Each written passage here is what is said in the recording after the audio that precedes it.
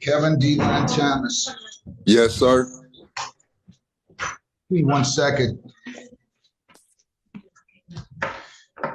Kevin D. are you on? Yes, Kevin sir. D. Thomas, 25B147-185. Good morning, sir. Your name? Kevin D. Thomas. Attorney Mike Baldwin, House Counsel P65417. Judge, today's a date and time set for a pre-trial. I have had an opportunity to speak with the prosecution. This is the case, just so I can get to establish some background, Judge. This is the case that we had a meeting in chambers with the prosecutor, and I was seeking a consideration for a probationary sentence to match with Judge Hessen's. And Your Honor did not have enough information to make a determination. We're asking the court again to give consideration at the time of sentencing. I also misspoke.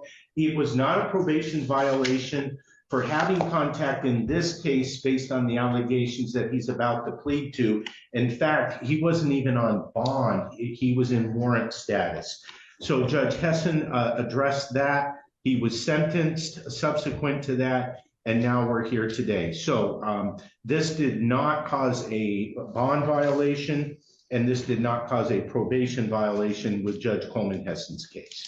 So I'm just going to take this plea, and you're going to ask me at the time of sentence to run the probation concurrent. Whatever. With Judge Hessen's, yes. It's the same victim, and my understanding is the victim does not have any objection to that as well.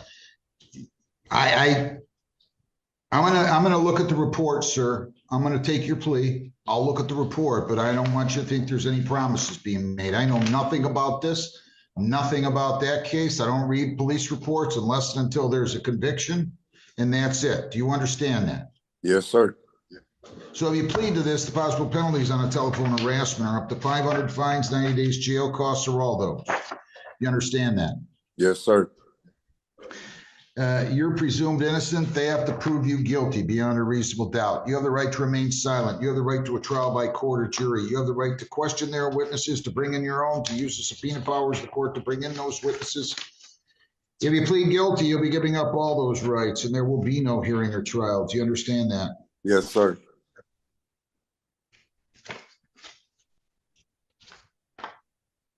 Did you go over and get printed on this case out of Brownstown? Yes, sir.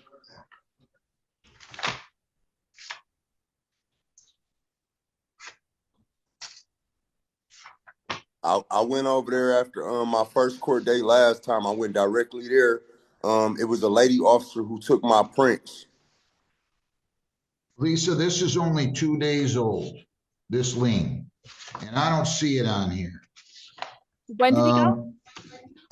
He said he went after the day you gave me $1,000. Sorry. January 29th, he's saying he went. To Brownstown PD? Yeah. Yes. Okay, I can check on it. Please. But let me go through and take your plea first. So you understand the possible penalties and you understand your rights, correct? Yes, sir. If you plead guilty, we're not going to have a jury trial. We're not going to have a trial of any kind. You understand that? Yes, sir.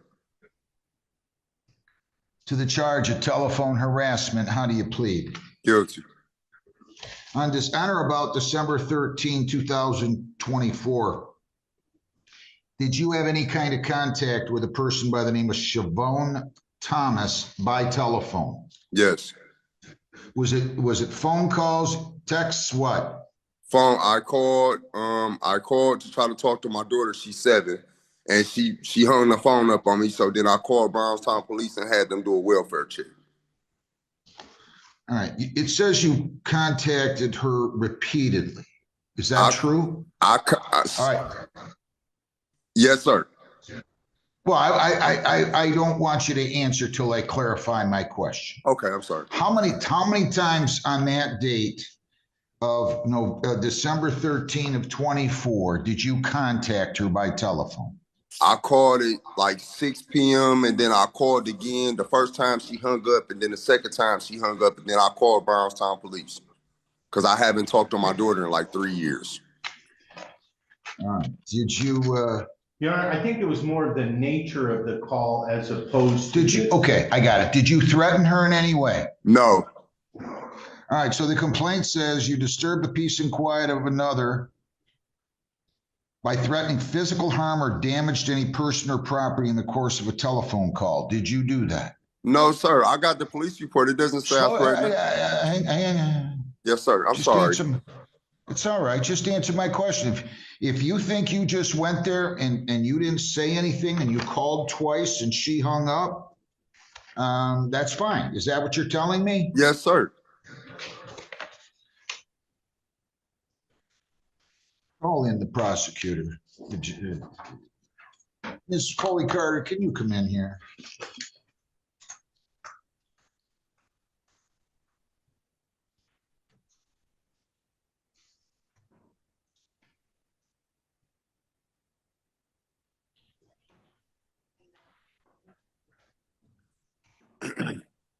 Your name? He says he just called twice on that date. She didn't. She hung up on him and he didn't say anything. He didn't threaten her. There was no vulgar language. We proceeded based on the continued contacts of Mr. Thomas. I know you know that he previously was told by police not to have contact with her. He continued to have contact with her. Your offense date says December 13, 2024. Are you suggesting that it was over a longer period of time? Because he's telling me he only called twice on that day. I have 4 phone calls on that day, a couple from a block number. Okay, and what other phone calls did you have before that? Based upon the other incident that occurred, there were multiple phone calls that police had contact with and told him not to contact her. And I think the question of fact in a trial is whether or not the blocked number was my client.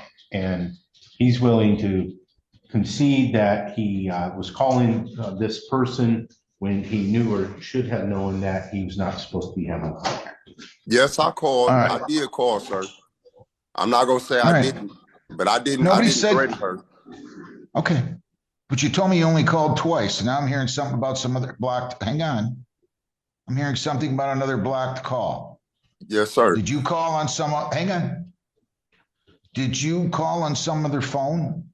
No, sir. I called twice. I called at like 6 p.m. She hung up. I called back, and then I immediately called the police because I hadn't spoken to my child. I called the police officer. He went to her house. He called my phone back.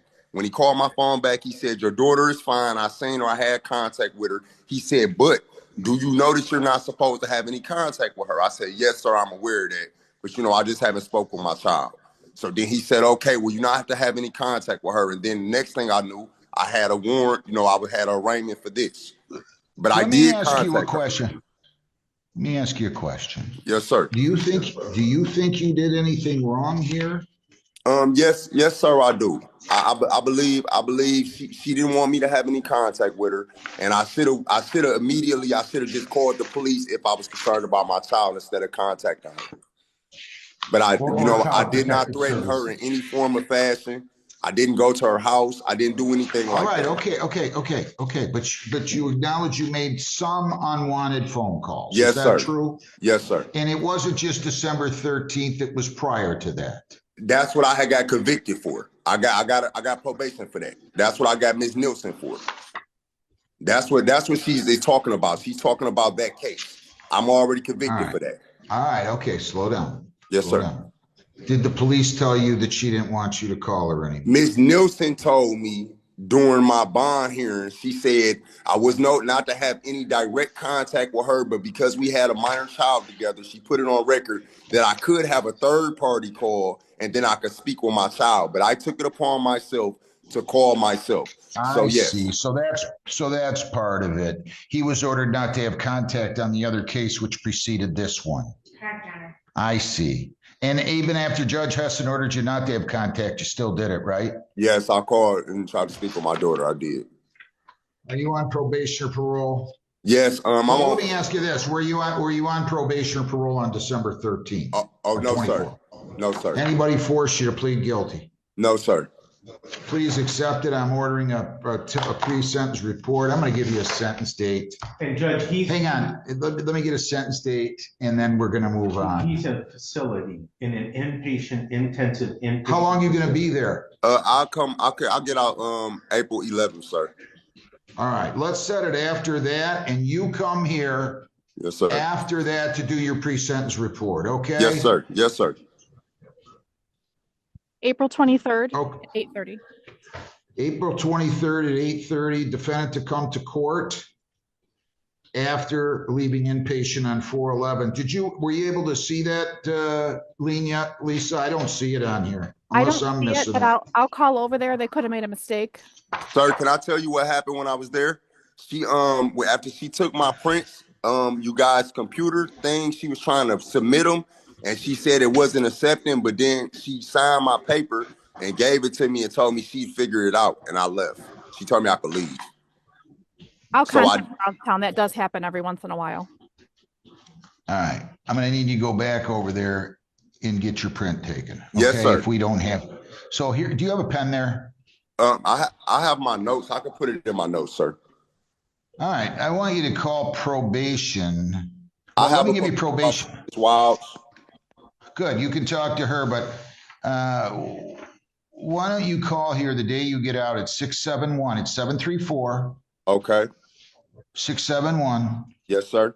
0201 extension 230, and you can find out whether or not you need to go over that, and you're going to talk to Lisa. That's the young lady on the other line, and she'll tell you whether or not you have to go over there. It sounds like you do. So call her when you're released or the day before you're released and find out, and we'll go from there. You're going to come for your sentencing on April 23rd. Do you have any questions? And you do want me to come directly to probation so I can do my PSI, right? After you're released. Okay. Yes, sir. Okay. Thank you. Yes, sir. And you can call probation. What did I do? Did I forget something? To charge. What? Where you accept his plea. I think I accepted his plea. Didn't I accept his plea? Yes, sir. I accepted his plea. Thank you. I mean, that's why I'm accepting your plea. If I didn't say it, I thought I did. Maybe I Judge, did. just one more fact before Mr. Thomas goes, and I think this goes towards sentencing. This is a bitter divorce, so I want the court to be aware of that. They're going through a period of animosity between each other. I didn't know there were bitter divorces. Yes, All I right. All right. Okay. We'll talk about it when you come back. Thank you. Thank you, Mr. Thomas. Have a good day. Okay. Thank you. Okay. Good luck. I'm not gonna Listen, take her. wait a minute. Wait. Who's the other one?